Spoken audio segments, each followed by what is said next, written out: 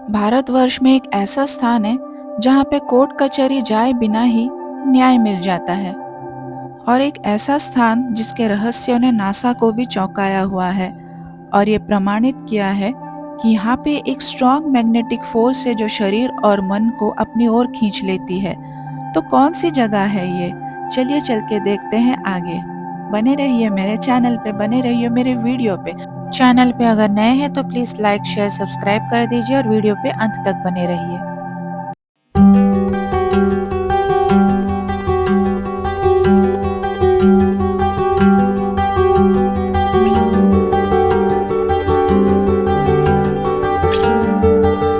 Hello my family, तो स्वागत है आप सबका मेरे चैनल पे। पिछले व्लॉग में आपने देखा हमने जागेश्वर धाम कर लिया। अभी जागेश्वर धाम से आगे हम अल्मोड़ा के तरफ जा रहे हैं।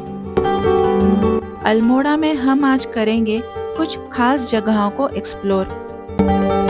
तो बने रहिए मेरे वीडियो पे, वीडियो को बिल्कुल स्किप मत कीजिएगा और तब तक आप इस खूबसूरत रोड ट्रिप को भी आनंद उठाइए।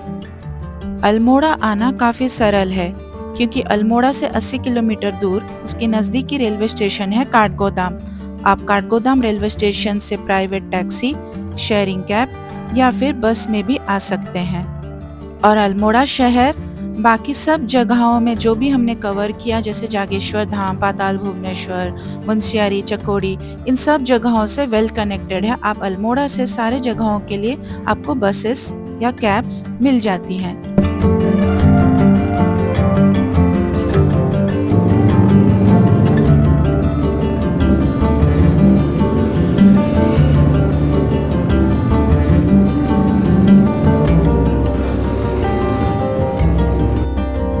अल्मोड़ा शहर से 8 किलोमीटर पहले चितई नामक जगह पे हम फिलहाल रुके हुए हैं और आप देख सकते हैं कि हम यहाँ पे एक नोटबुक से पेपर को फाड़ने की कोशिश कर रहे हैं। आपको लग रहा होगा कि हम यहाँ पे आके पढ़ाई क्यों कर रहे हैं। जी नहीं, हम पढ़ाई नहीं कर रहे हैं, हम इस पेपर के ऊपर कुछ लिख रहे हैं जो आपको कुछ ही देर में पता चल जाएगा। और इस मार्केट में आप देख सकते हैं यहाँ पे तरह तरह के घंटियां और फोटोज लगे हुए हैं। यहाँ तक कि नीम करोली बाबा के भी फोटोज हैं। तो चलिए, अभी भैया जी से हमने अपनी चिट्ठी को सेट करवा रहे हैं। तो चिट्ठी को सेट करने के बाद हम आगे की ओर बढ़ेंगे। हम जा रहे हैं चितई के प्रसिद्ध गोलू देवता मंदिर के तरफ।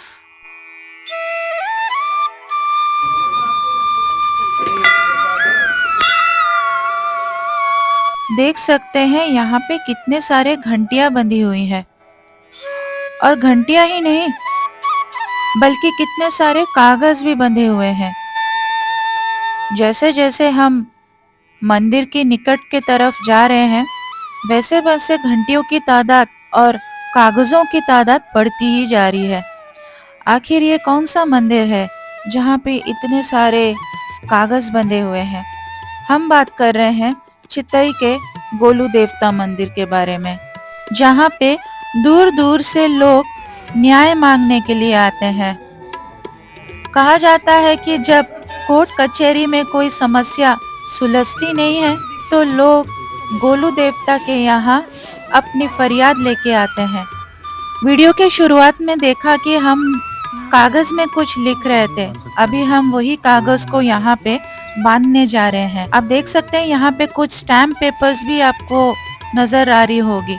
हम एक एक चीज पढ़ के तो नहीं सुनाएंगे क्योंकि ये सब पर्सनल चीजें होती है। लोग अपनी मुरादें लेके आते हैं कागज के पन्नों में, चाहे वो कोई कोर्ट केस हो, कोई पुलिस केस हो या फिर कोई मन्नत। इसी माध्यम से गोलू देवता से मन्नत मांगी जाती है और मन्नत पूरी होने के बाद लोग यहाँ पे घंटियां टांगते हैं। हमने शांतिपूर्वक गोलू जी देवता के दर्शन कर लिए। क्योंकि वीडियोग्राफी अलाउड नहीं है इसलिए मैं आपको मूर्ति दर्शन तो नहीं करवा पाऊंगी, पर आप उनके दर्शन यहीं से कर सकते हैं और देख सकते हैं कि चिट्ठियों की तादाद और घंटियों की तादाद कितनी ज़्यादा है। इसका मतलब ये है कि कितनी सारी मन्नतें पूरी हुई हैं और ये चिट्ठियाँ अभी की नहीं, सालों-सालों से बहुत बहुत पुराने चिट्ठियाँ भी यहाँ पे टंगे हुए हैं। गोलू देवता को शिव और कृष्ण दोनों का अवतार माना जाता है। मंदिर की घंटियों को देखकर ही आपको इस बात का अंदाजा लग जाएगा कि यहाँ मांगी गई किसी भी भक्त की मनोकामना कभी अधूरी नहीं रहती। मन्नत के लिए लिखना होता है ये आवेदन पत्र। बहुत पुराने आवेदन पत्र और घंटियाँ टंगी हैं। इनको ना ही फेंका जाता है और ना ही घंटियों को बेचा जाता है। मंदिर के अंदर सफेद घोड़े में सवार, सिर पर पगड़ी बांधे गोलू देवता की प्रतिमा है, जिनके हाथों में तलवार है। इस मंदिर में दूर-दूर से श्रद्धालु न्याय मांगने के लिए आते हैं। फिलहाल हमारे दर्शन तो अच्छी तरह से हो गए हैं। हम यहीं से उनको नमन करते हुए आगे की ओर प्रस्थान करते हैं। मंदिर के पास एक लोकल शॉप में हमने सोचा कि थोड़ा नाश्ता कर लिया जाए, क्योंकि हम सुबह से निकले हुए थे। मैंने आलू रायता मंगाया और इन्होंने छोले और रोटी। तो मुझे बहुत ही मन था कि मैं एक कुमाऊनी डिश ट्राई करूं। ये आलू रायता बहुत ही फेमस है यहाँ का और टेस्टी भी था बहुत। तो चलिए नाश्ता करके आगे की ओर हम प्रस्थान करते हैं। हम अभी भी अल्मोड़ा में ही है। अल्मोड़ा में हम एक और प्लेस को एक्सप्लोर करेंगे कुछ ही देर में। तो हम जाने वाले हैं, वैसे आपने साइन बोर्ड देख ही लिया होगा, हम जा रहे हैं कसार देवी टेम्पल की तरफ। इस तरफ ये रास्ता मुड़ता है कसार देवी की तरफ। तो चलिए आगे चलते हैं।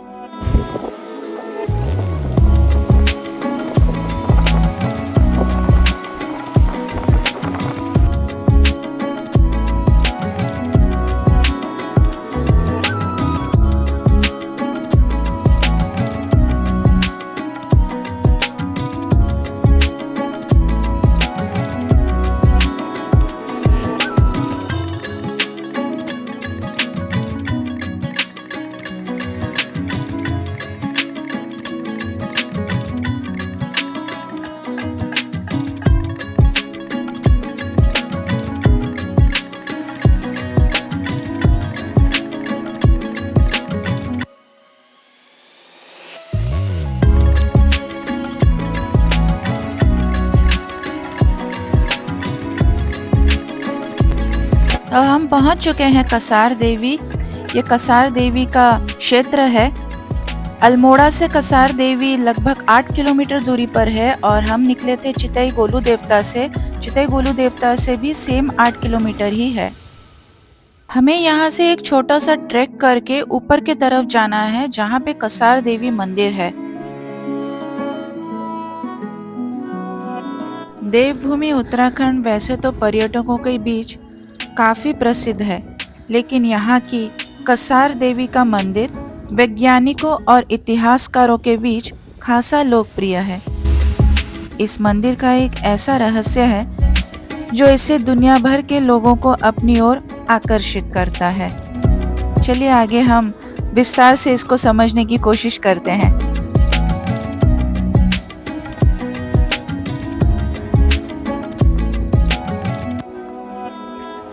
अल्मोड़ा की पहाड़ियों पर स्थित कसार देवी नामक मंदिर स्थित है। मान्यता है कि मां दुर्गा ने इसी स्थान पर शुंभ निशुंभ का वध करने हेतु देवी कात्यायनी का रूप धारण किया था। 1890 में इसी स्थान पर कसार देवी में स्वामी विवेकानंद जी आए थे और यहाँ पे उन्होंने ध्यान किया था। मंदिर वैसे तो दूसरी सदी में बना है, लेकिन कम लोग यह जानते हैं कि इसका वैज्ञानिक रूप में भी बहुत अधिक महत्व है। यह दुनिया के केवल 3 स्थानों में से एक है जिसमें अद्भुत भूचुंबकीय विशेषताएं हैं। जी हाँ, यहाँ पे जियोमैग्नेटिक फोर्स है। भूचुंबकीय विशेषता के कारण ही पृथ्वी की मैग्नेटिक सौर पवनों से वायुमंडल की रक्षा कर पाती है। यही नहीं, नासा के वैज्ञानिकों ने यह प्रमाण किया है कि कसार देवी का क्षेत्र चुंबकीय शक्ति का केंद्र है और ये वैन एलन बेल्ट रीजन में आता है। फिलहाल हम मंदिर के दर्शन करते हैं और उसके बाद मैं बताती हूँ इसकी खासियत जो आप मेरे सामने देख रहे हैं, इसी जगह पे विवेकानंद जी ने यहाँ पे मेडिटेशन किया था। इसी केव के अंदर उन्होंने बैठ के कई महीनों तक तपस्या की थी। तो नासा के वैज्ञानिकों ने कसार देवी को वैन एलन बेल्ट रीजन में डाला है, जो कि दुनिया में सिर्फ 3 ही ऐसी जगहें हैं। एक है माचू पिचू जो कि अमेरिका में है, एक है स्टोनहेंज इंग्लैंड में, और एक है भारत में स्थित कसार देवी अल्मोड़ा में। इस मंदिर का वैज्ञानिक दृष्टिकोण बहुत रोचक है, जिसका संबंध पृथ्वी के ठीक बाहर मौजूद चुंबकीय मंडल या मैग्नेटोस्फीयर से है। पृथ्वी के मैग्नेटोस्फीयर के कारण भारी संख्या में ऊर्जावान अवशेष कण एक परत बने हुए हैं, जिसे वैन एलन रेडिएशन बेल्ट कहते हैं। इसमें अधिकांश कण यहाँ पर सूर्य से पृथ्वी की ओर आ रही सौर पवनों और गोलीय विकिरण की वजह से है। नासा ने भी इस बात की पुष्टि की है कि कसार देवी का भूचुंबकीय क्षेत्र अति विशेष है। पृथ्वी की भूमैग्नेटिक फील्ड की विशेषता यह है कि यह सौर पवनों को रोक लेती है और इन ऊर्जावान कणों को बिखरा कर हमारे वायुमंडल को नष्ट होने से बचा लेती है। इस पट्टी का नाम इसके खोजकर्ता जेम्स वैन एलन के नाम पर रखा गया है, जो इयोवा यूनिवर्सिटी की अंतरिक्ष वैज्ञानिक थे। फिलहाल हम भैरव मंदिर के दर्शन कर रहे हैं, जो कि कसार देवी मंदिर से थोड़ी सी ऊपर की ओर स्थित है। तो कसार देवी जब भी आए, आप भैरव मंदिर और शिव मंदिर के दर्शन भी अवश्य करें।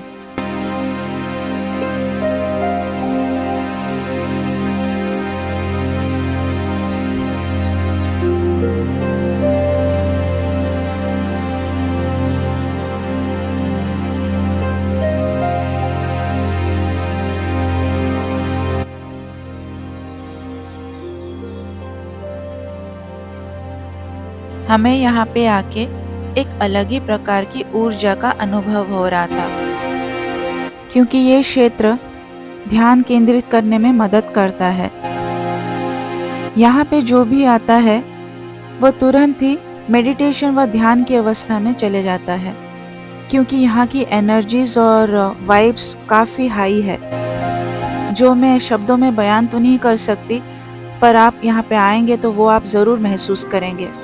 हमने यहाँ पे जितना भी वक्त बिताया, तब तक हमें पता ही नहीं चला कि हम कहीं पे आए हैं घूमने के लिए, क्योंकि ये इतनी शांत जगह है और यहाँ का वातावरण इतना शांत है कि आपको झट से नींद भी चली आती है।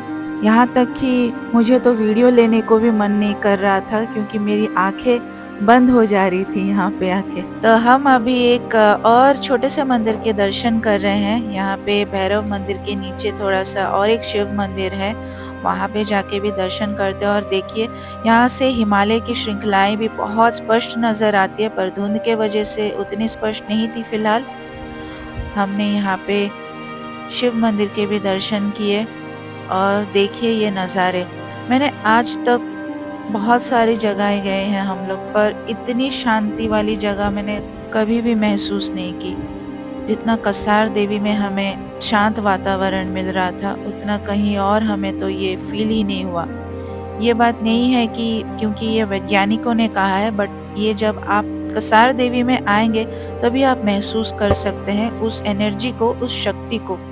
आप विश्वास नहीं करेंगे, हम जब यहाँ पे आए, हमने कई सारे लोगों को ध्यान करते हुए देखा और हम भी ध्यान करने बैठ गए, और यहाँ पे तन और मन दोनों ही खींची चली जाती है।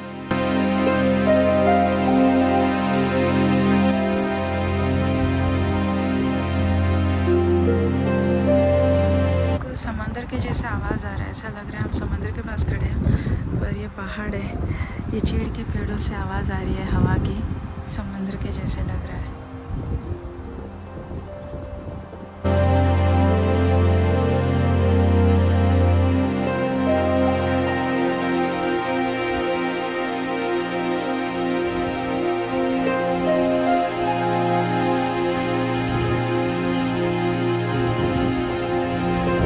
इन हवाओं के ध्वनि को बस सुनिए। आप इसी से अंदाज़ा लगा सकते हैं कि यहाँ की जो एनर्जी है वो कितनी पावरफुल है। ऐसे ही नहीं आए थे स्वामी विवेकानंद जी यहाँ पे। उन्होंने इस जगह पे, इस स्थान पे बैठ के मेडिटेशन किया और दुनिया को भी ये संदेश दिया कि कसार देवी जैसी जगह दुनिया में बहुत ही कम देखने को मिलता है।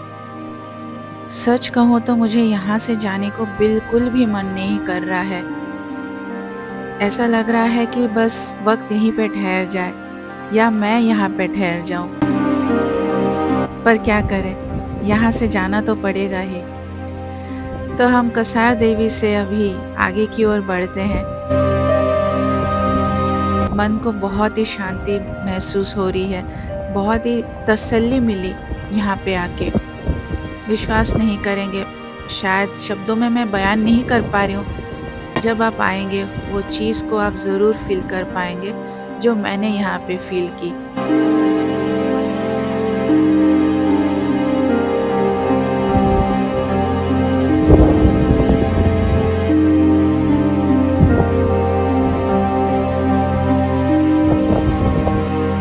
कसार देवी का सफ़र हम यहीं पे समाप्त करके आगे की ओर बढ़ते हैं।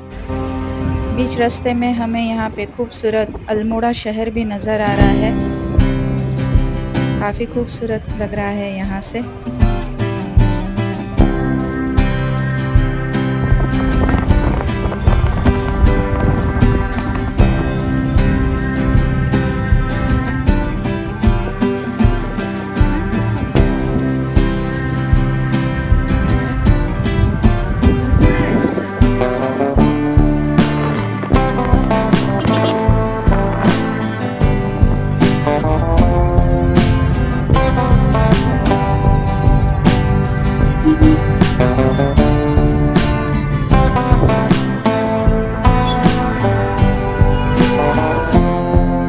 अल्मोड़ा आए और यहाँ की स्पेशल मिठाई ना लें, ऐसा कैसे हो सकता है।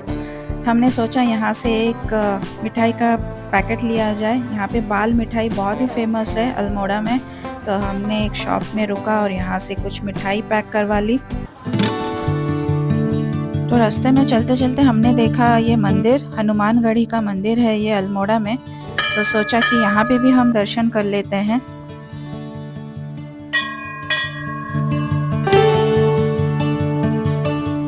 छोटा सा ये मंदिर है हनुमान जी का, काफ़ी प्यारा मंदिर है। जब भी आप अल्मोड़ा आए तो हनुमानगढ़ी भी ज़रूर आए, काफ़ी प्यारा दृश्य यहाँ से देखने मिलता है।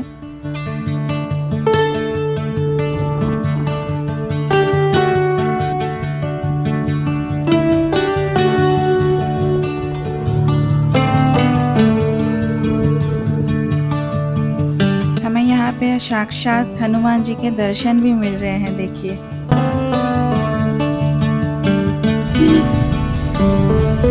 अल्मोड़ा के बारे में और यहाँ के खास जगहों के बारे में आपको सुन के, जान के, देख के कैसा लगा ज़रूर बताइएगा, कमेंट कर लीजिएगा और ज़रूर लाइक कीजिएगा और चैनल में अगर नए हैं तो प्लीज़ सब्सक्राइब कर दीजिएगा। मैं आपसे मिलूँगी मेरे नेक्स्ट व्लॉग पे। तब तक के लिए जय श्री राम, जय माता दी और हर हर महादेव।